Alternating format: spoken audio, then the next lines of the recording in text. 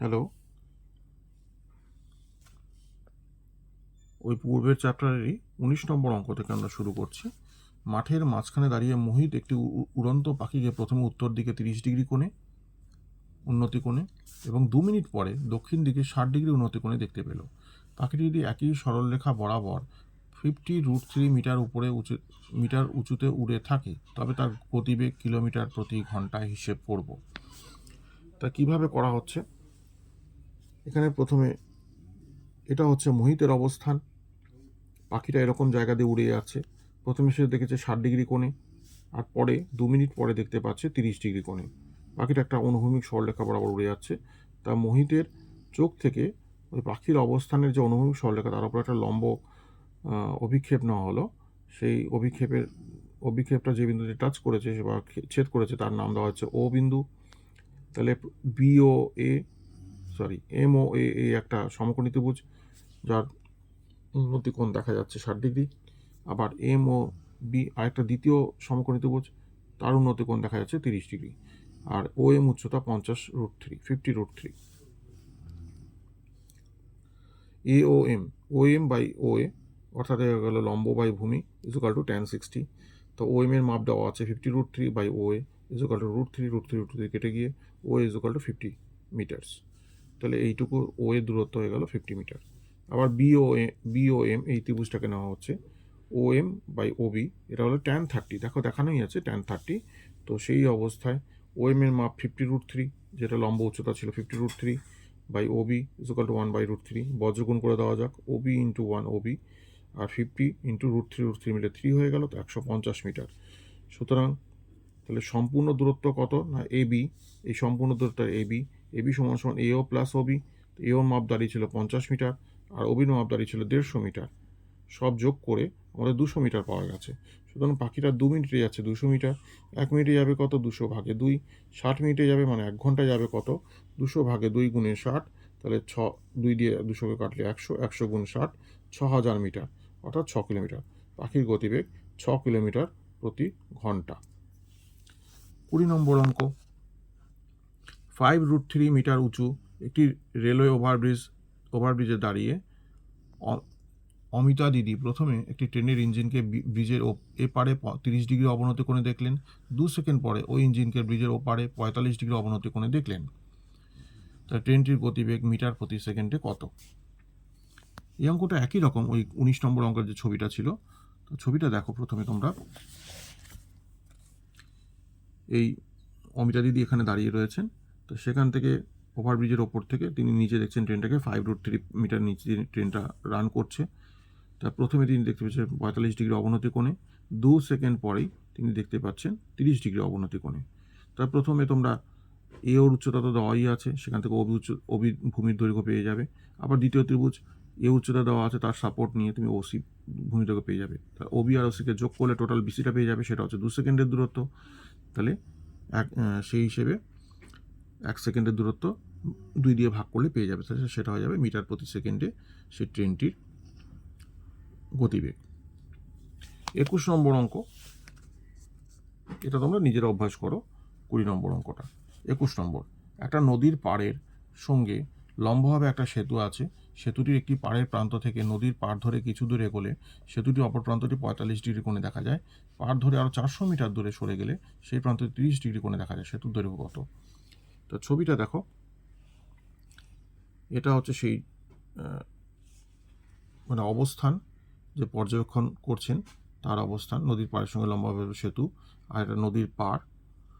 এটা নদীর পাড় রয়েছে, এটা সেতু। তো সেতু ধরে তুমি আরও 400, যদি 300 কত দেওয়া আছে, এটা 400 মিটার দেওয়া আছে। তো 400 মিটার দেওয়া আছে, এই 400 মিটার ধরে এগিয়ে যাও, তাহলে 45 থেকে সেটা 30 ডিগ্রি কোণে পরিণত হয়।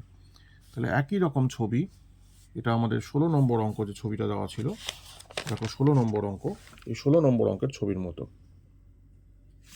এই 16 নম্বর অঙ্কের ছবি আর এই তোমাদের 21 নম্বর অঙ্কের ছবি, একই রকম ছবি। তা 16 নম্বর অঙ্কের সমাধান করে দিয়েছি। 21 নম্বর অঙ্কটা তোমরা নিজেরা চেষ্টা করে আশা করি সমাধান করে নিতে পারবে। 22 নম্বর, একটা পার্কের এক প্রান্তে অবস্থিত 15 মিটার উঁচু একটি বাড়ির ছাদ থেকে পার্কের অপর পারে অবস্থিত একটা ইটভাটার চিমনির পাদদেশ এবং অগ্রভাগ 30 ডিগ্রি অবনতি কোণে এবং 60 ডিগ্রি উন্নতি কোণে দেখা গেল। ইটভাটার চিমনির উচ্চতা এবং ইটভাটা বাড়ির মধ্যে দূরত্ব কত? তা এই যে ছবিটা দেওয়া আছে এটা চিমনির পজিশন, এটা চিমনি CHM, আর এটা বাড়ির পজিশন, বাড়ির উচ্চতা দেওয়া আছে 15 মিটার। তা বাড়ির ছাদ থেকে চিমনির চূড়া পর্যন্ত দেখা যাচ্ছে 60 ডিগ্রি কোণে, আর বাড়ির ছাদ থেকে একই বিন্দু থেকে চিমনি পাদদেশ 30 ডিগ্রি কোণে দেখা যাচ্ছে। তা প্রথমে এই হাইটের সাহায্য নিয়ে আমরা BLM যদি ত্রিভুজটাকে ধরি, তাহলে এখান থেকে আমরা ভূমির মাপটা পেয়ে যাব ML লম্ববায়ু ভূমি করে। তা যেই ভূমির মাপটা পেয়ে যাব তার সাপোর্ট নিয়ে আমি এই BHটাও পেয়ে যাব, একই মাপের হবে এই দুটো জিনিস, এই দুটো দৈর্ঘ্য। তাহলে এই মাপটা যদি পেয়ে যাব, তা এখানে 15 মিটার মানে এটাও 15 মিটার, HM এর দৈর্ঘ্য এটাও 15 মিটার তোমাদের কাছে। এবার যেই আমরা এই ML পেয়ে গেছি, ML মানে হচ্ছে আমাদের HB পাওয়া হয়ে গেছে। এবার HBর সাপোর্ট নিয়ে CHB যে ত্রিভুজটা, সেখান থেকে আমরা CH/HB করলে CH এর মাপটা tan 60 থেকে বেরিয়ে যাবে। আবার টোটাল হাইটটা কী করে পাবো না CH প্লাস HM যোগ করে দিয়ে। এটা 11 নম্বর অঙ্কের সমাধান আমরা আগে করে নিয়েছি এই ধরনের অঙ্ক, তোমরা ওটা দেখে নিয়ে এটাকে অভ্যাস করতে পারো। আশা করি সবাই সাকসেসফুল অ্যাটেম্প করবে। 23 নম্বর অঙ্ক, এই প্রশ্নমালার সর্বশেষ অঙ্ক। একটা উড়োজাহাজ থেকে রাস্তায় পরপর 2 কিলোমিটার ফলকের অবনতি কোণ দেখানো হচ্ছে, যথাক্রমে 60 ডিগ্রি ও 30 ডিগ্রি, এবং উড়োজাহাজটির উচ্চতা কত নির্ণয় করি যখন ফলক দুটি উড়োজাহাজের বিপরীত পাশে অবস্থিত। উড়োজাহাজ এক পাশে আর দুটো উল্টো দিকে রয়েছে, দুটো 1 কিলোমিটারের ফলক, 1 কিলোমিটার ডিস্টেন্সের ফলক, একটা 26, একটা 27 বা একটা 24, একটা 25 এরকম কিছু লেখা আছে। তাহলে 1 কিলোমিটার ডিস্টেন্স হলো ইন বিটুইন দেম।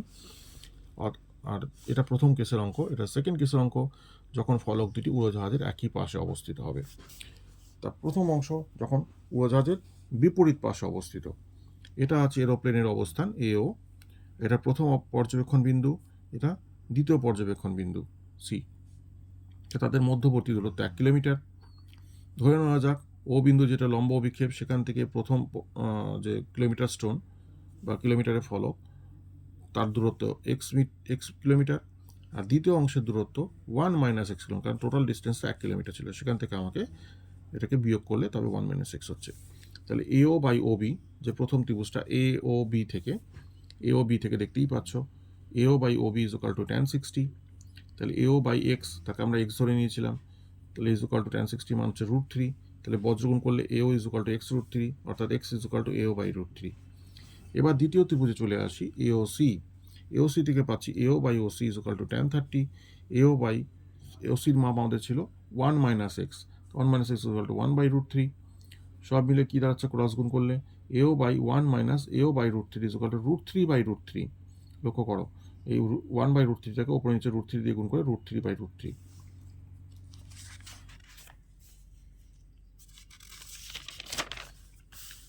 তারপর এটাকে ক্রস গুণ করা হয়েছে বজ্রগুণ, তাহলে 3 × AO = √3 × 1 - AO/√3। তাহলে 3AO যাওয়ানো রয়েছে, এটাকে ব্র্যাকেট ওপেন করা হচ্ছে গুণ করে করে, √3 × 1 √3, আর √3 × AO/√3, AO মাঝখানে বিয়োগ চিহ্ন। এবার এওগুলোকে এক পাশে 3AO + AO = √3, তো 4AO = √3, সুতরাং এর মাপ √3/4 = 1.732/4 = 0.433 কিলোমিটার বা 433 মিটার প্রায়। দ্বিতীয় কেসে যখন কিলোমিটারের ফলক দুটো একই পাশে রয়েছে উড়োজাহাজ থেকে, তো এখানে মধ্যবর্তী দূরত্ব BC পজিশনে ওই একই ছবি, কিন্তু একটু আলাদা, এক পাশে ঘুরে গেছে স্টোনগুলো। তা BCর মধ্যবর্তী দূরত্ব হয়ে গেছে 1 কিলোমিটার। আর প্রথম অংশ OB যেরকম প্রথম ছবিতে আমরা ধরেছিলাম x দূরত্ব, তাহলে এটা পুরো দূরত্বটা হয়ে যাবে 1 + x। তাহলে OB থেকে কি পাচ্ছি AO/OB = tan 60, AO/x = √3, অর্থাৎ x × √3 = AO, অর্থাৎ x = AO/√3। একই রকমভাবে AOC ত্রিভুজ থেকে যদি আমরা ধরি, তাহলে আমরা কি পাবো AO/OC, দেখে নাও AO/OC = tan 30 আছে দূরবর্তী বিন্দুতে, তাহলে AO/OB + OC = 1/√3, অর্থাৎ √3/3। AO বাই এখানে x এর মান বসানো হচ্ছে OBর জায়গায়, AO/√3 + 1 = √3/3। 1/√3কে তোমরা উপরে নিচে √3 দিয়ে গুণ করেছো, তো সব মিলে এটা কি দাঁড়াচ্ছে 3 × AO = √3 × AO/√3 + 1। তাহলে 3 × AO = √3 দিয়ে গুণ করে √3 × AO/√3, সব মিলে AO plus root three into one root three. তাহলে এওগুলোকে এক পাশে ঘুরে দিলে 2 into AO is equal to root three, অর্থাৎ AO is equal to root three by two. Root three মাপ হচ্ছে 1.732 ডিভাইডেড বাই টু, অর্থাৎ 0.866 কিলোমিটার বা 866 মিটার প্রায়। আশা করি তোমরা অঙ্কগুলো সব কটা বুঝতে পেরেছো। এই প্রশ্নমালা শেষ করছি। কোনো রকম কোনো অসুবিধা থাকলে প্রশ্ন পাঠিও। আশা করি তোমাদের প্রিপারেশন ভালো হচ্ছে। ভগবান তোমাদের সবার মঙ্গল করুন।